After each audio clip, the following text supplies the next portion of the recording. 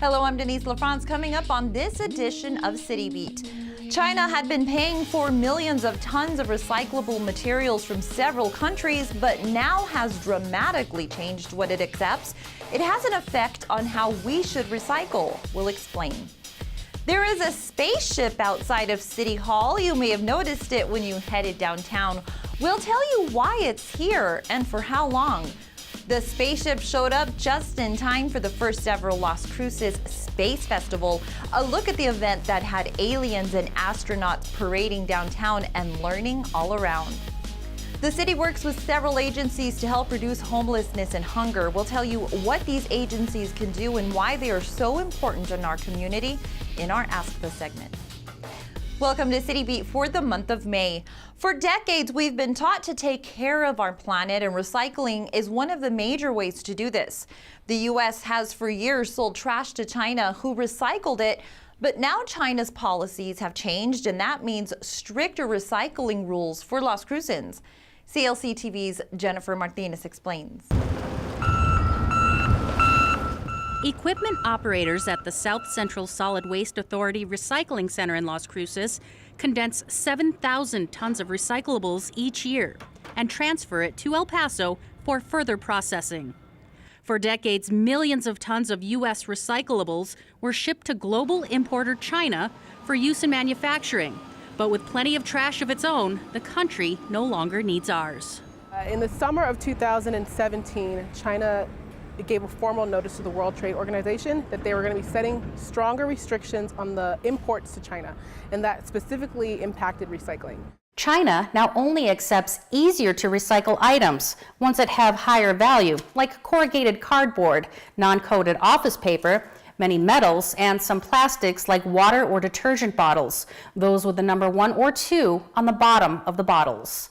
What's no longer welcomed is low value or already recycled items like cereal boxes, newspapers, and plastics labeled 3 through 7.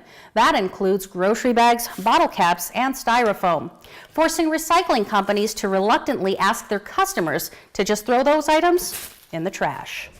And essentially what our residents to just focus their effort on recycling high value materials, because that's what's going to benefit the recycling programs the most. In addition, they hope consumers reevaluate how they consume. For example, reusable shopping bags versus plastic or mason jars instead of disposable storage containers. Glass is already sorted out of blue bins, keeping sorters safe from dangerous shards and producing decorative pieces for landscaping.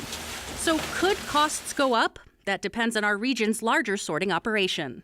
Well, right now we don't have a time frame for that. All we know now is that the City of El Paso and Freedom Recycling are in talks for renegotiation of their existing agreement. But if there were changes to come, we would notify the residents. If you're a curbside resident, we would send out some sort of written notice to you, letting you know about these changes. It may be inevitable, but to help keep costs from increasing immediately, customers can start by placing only high-value items in their blue bins. For City Beat, I'm Jennifer Martinez. Thanks, Jen. If you are concerned or confused about the rules, you can call South Central Solid Waste. The number is 528-3800. The city of Las Cruces has a giant spaceship, a replica of Spaceship 2 sitting out in front of City Hall. As a region known for space travel, the city realized the value in having a great partnership with the regional space community. We take a look.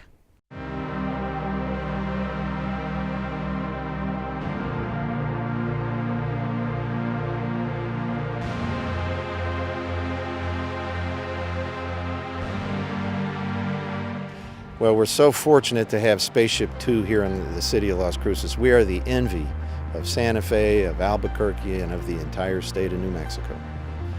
Virgin Galactic, they went ahead and donated Spaceship 2 to be on display here at the city of Las Cruces. So it's no cost to the city.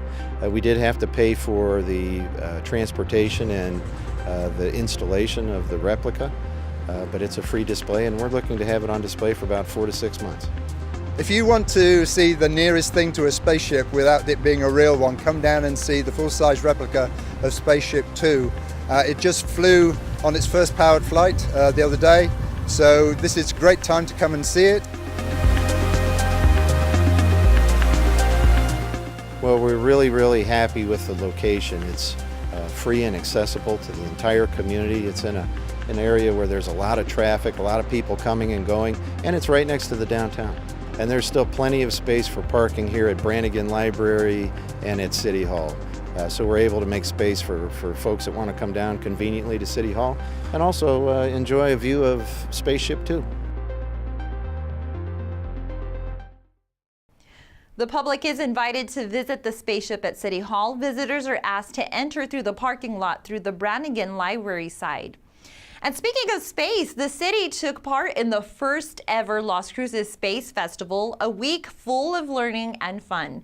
We show you some of the out-of-the-world things that took place during the launch of this event.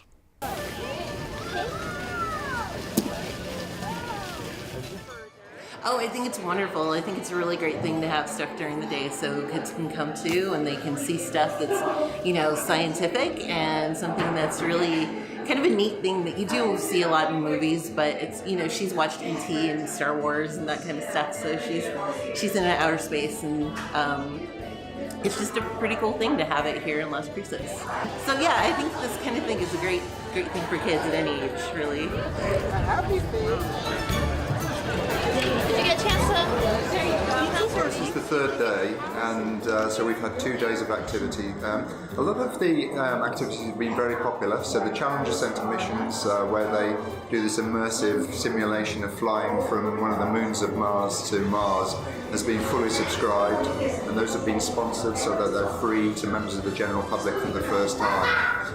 The movies here at the Rio Grande Theatre have been popular as well. They've been free and they've been sponsored. And then we've had talks yesterday at the Hotel Encanto. A good number of people came out to see a couple of talks, one about space weather and how that affects life on Earth, and also one about travelling out of this solar system and what we could achieve in the next 100 or maybe 70,000 years, which sort of stretches your mind in a different direction. I think it's really nice to have it for free, especially if, you know, for kids that are into space. Something like that coming here to Las Cruces is really great, I think.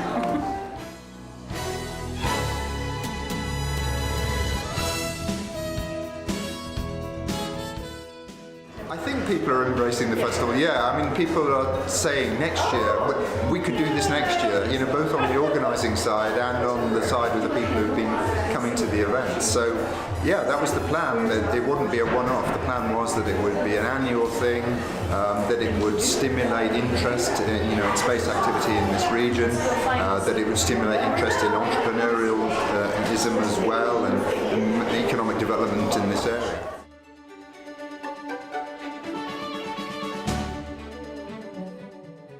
Absolutely. We're really happy to hear about the enthusiasm, the support, the many people that come out here to experience the Space Festival, and it looks like it's just going to really be literally taking off.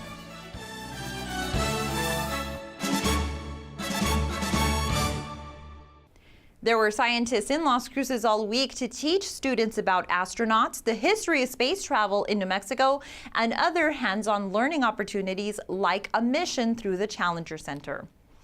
Students pursuing a water technology degree have a great opportunity to work for and with the city of Las Cruces. Plus, what movies in the park are scheduled for this summer at Young Park? Details in our City Minute. The city's movies in the park schedule is sure to entertain the kiddos this summer. In June, movies include Wonder Woman, Jumanji, and Despicable Me. All movies take place at dusk on Saturdays at Young Park. To see the full list, visit las-cruces.org and search for Movies 2018. Music in the Park kicks off this month with the Mayor's Jazz Fest downtown on May 27th. The location shifts to Young Park each Sunday from 7 p.m. from June 3rd through August 26th. There is also Thursday night music on the Plaza performances. You can see the full list by visiting the city's website, las-cruces.org, and searching for Music 2018. City Hall and most other city offices will close for the May 28th Memorial Day holiday. Be prepared that all Roadrunner bus services will be canceled on this day. If you'd like a full list of the closures and pool openings that weekend, you can visit our website. And if you're considering a career in water technology, the city of Las Cruces might be looking for you. The city has information posted in the Hot Topics section of the front page on Las Cruces Utilities internships. Students could have their tuition paid for with a commitment to city employment afterwards. Visit las-cruces.org for details. Each year, we here with the City of Las Cruces Public Information Office host the Student PSA Contest. Entries were judged based on content, technicality, and creativity. This year's theme was Speak Up, which encourages students who observe or foresee or are a victim to a crime or inappropriate behavior to use their voice. Here are the names of the silver winners. Alina Hernandez and Angelia Hernandez, a 7th and 8th grader from Mesa Middle School, with their video Hide. Isaac Nunez, a 7th grade student from Mesa Middle School, with his video Silently Suffering. And Persephone Avilucea and Hannah Kelly, both 8th grade students from Sierra Middle School, with their video Look Up. This marks the 12th year of the contest, which allows area middle school and high school students to be creative and showcase their work. Here are the names of the gold winners. Adelaide Alberding, an 8th grade student from Sierra Middle School, with her video called No Stupid Questions. Parker Daniel Drake and Sean Crawford, an 8th and 7th grade student from Las Cruces Catholic School, with their entry called What If? And Perez Gonzalez and Bella Baca from Sierra Middle School, 8th grade students, with their videos Together We Stand. All of these silver and gold winners will have their videos on clctv.com. One of the gold winners will have an opportunity to win a GoPro camera. Their videos have been put on Facebook, and votes to determine the overall winner. We'll let you know who wins in the June edition of City Beat. Congratulations to the winners, and thank you to all the students who participated. Las Cruces has lots of opportunities to get folks back on their feet. If they are homeless, in poverty, or in need of medical care, there may be several agencies they can count on. CLC TV's Udell Vigil has more in this month's Ask the. Hello and welcome. Our guest for this edition of ASTA is Nicole Martinez, Executive Director of the Mesilla Valley Community of Hope. Nicole, thank you for joining us. Thank you. What is the Community of Hope Campus? The Community of Hope Campus is an alliance of organizations made up of the Mesilla Valley Community of Hope, El Caldito Soup Kitchen, Jardín de los Niños, a daycare center for homeless and near-homeless children, St. Luke's Healthcare Clinic, and Casa de Peregrinos, a food pantry. And we all work together to reduce and eliminate homelessness and poverty and hunger in our area. Okay, thank you. And so how has the City of Las Cruces supported your efforts? The City of Las Cruces has been a true champion to the Mesilla Valley Community of Hope Campus in many ways. They have supported our programs through housing. We've collaborated on a number of housing programs for the City of Las Cruces to help people end their homelessness. They've also helped with CDBG funding to support the service centers that exist on the Community of Hope campus, as well as providing support for infrastructure and renovations and upgrades to the campus. And how many people are assisted there annually? I can tell you that for the Community of Hope, last fiscal year we served 2,606 people. Each of the organizations are serving a large amount of people who are experiencing homelessness, hunger, and poverty. And how do other agencies assist in reducing poverty and homelessness here in Las Cruces? The other organizations are able to assist people who have health care issues, who are precariously housed, who might be spending more than 30% of their income toward housing or an inordinate amount of money on food. So these organizations help support them in making sure that they are food secure, that their health care needs are met, and that their housing and temporary shelter needs are met. And so what makes the campus so successful? All these collaborations, I guess, in part. You said it, that's it. It's the collaborative piece. Each of us work together, although we are separate entities. We share clients, we share ideas, we meet on a monthly basis. We include our City of Las Cruces staff, our CDBG funders. We talk about things that will be important in the future to the campus, things that we need to do to improve our access to services and the amount of people that we're serving. And what are your goals now for the next few years? Our goals continue to be to serve the people of Las Cruces and to continue to reduce and eliminate hunger, homelessness, and poverty. Those will always be our goals until we meet that.